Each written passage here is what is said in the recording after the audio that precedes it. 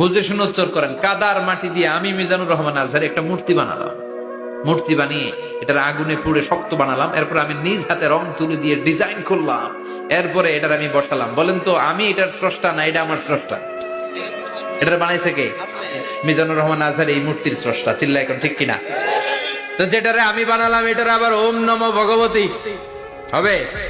মাথায় ধরে না, উনার মাথায় ধরে না। উনি চিন্তা গবেষণা অনুসন্ধানের মধ্য দিয়ে সত্যের সন্ধান পেয়েছেন। মহাসত্য এমনি পান নাই।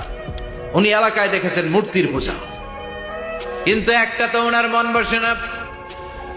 উনি দেখেন লোকজন আগুনের পূজা করে।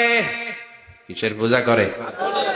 আবার পূজা শেষ আগুনের মধ্যে পানি ঢেলে দিলে আগুন নিভে যায়। মাথায় ধরে না কি রে আমার খোদা কই গেল হঠাৎ করে? এতক্ষণ তো ছিল। ধরে নিলাম ফর এন এক্সাম্পল আগুনটাই আমার খোদা, এতক্ষণ তো আগুন রে নম নম করতো। তো